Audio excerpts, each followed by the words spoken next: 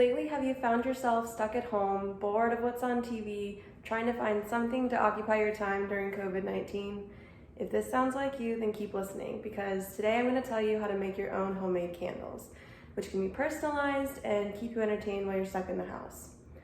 For a long time, I've been a connoisseur of store-bought candles, but over quarantine, my friend recommended to me to make my own candles. So today I'm going to tell you about the materials you'll need, the process of heating and molding your wax, and the cooling and lighting process. The first steps in making your own candles is finding your needed materials. So first thing you'll need is a heat-resistant container. I like to use glass jars like these.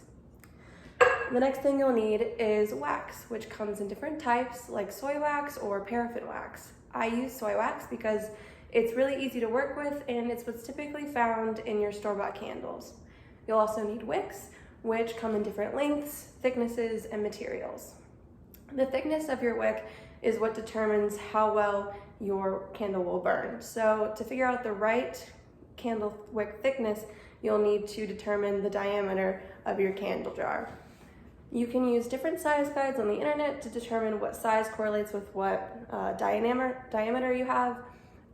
From ProCandleSupply.com, their size guide says it for a candle 2.2 inches to 2.69 inches, you'll need a size 8 wick. Furthermore, if you want to add scent to your candle, you'll need to be purchasing some fragrance oils or use fresh flowers and herbs. You'll also, for this process, need tools and materials for the heating and molding process. You'll need a stovetop and a double boiler. If you don't have a double boiler, that's perfectly fine. You can substitute it with a large pot and a metal bowl, which is what I use. You'll also need a food-safe thermometer and a spatula. To secure your wick while cooling, you will need either a wick centerer or a pair of wooden sticks like chopsticks. And if you want to measure your wax beforehand, you can use a food scale to do exact ounces, or if you don't have that, that's okay. You can just use the container your candle will already go into.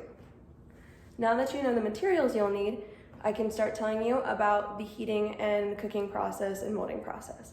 So you'll first need to measure out your desired amount of wax. Like I said, you can use your scale to measure specific ounce amounts, or you can measure in filling your jar up with the desired amount of wax and then doubling that amount. I recommend using a little bit over the amount you need in case you need to fill any holes later on.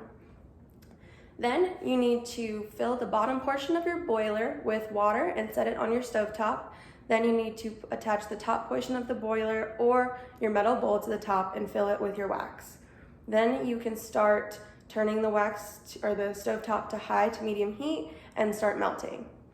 Erica Daniels from ProFlowers.com says that you should allow it to melt for 10 to 15 minutes stirring frequently, and that when the wax is completely melted, Caitlin Pike from Food 52 says it will resemble olive oil and be around 180 degrees Fahrenheit.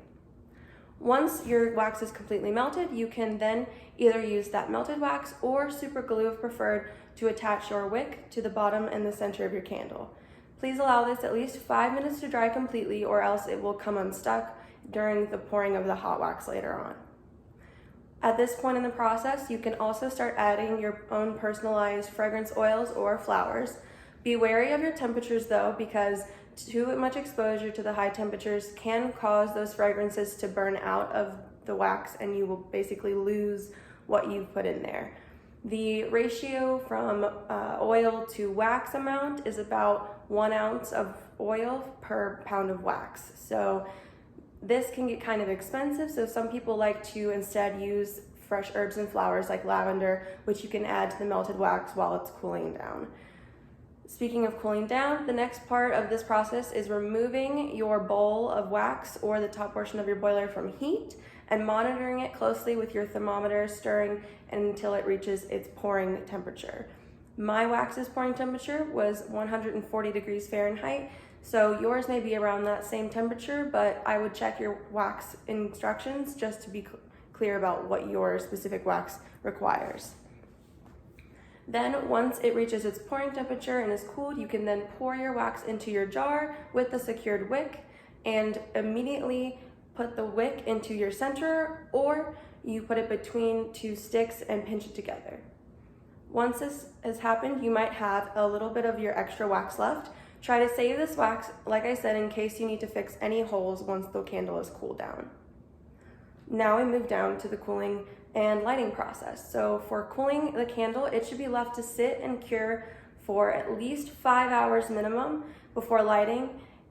It would be preferred though that you wait a whole day before lighting to make sure that it is completely solid and will burn cleanly all the way through. Before you burn your candle for the first time, also make sure that you cut your wick to about 1/4 of an inch from the top of the wax. This is very important, or you're gonna have flames that are incredibly tall, and that's not safe. So then after that, if you notice you have any holes, like I said, reheat some of your wax and pour it and fill those holes, and then let those harden over. Once all of your candle is set in how you like it, then you can start your first burn. Light your wick, and please allow this first burn to burn all the way to the edge of your candle.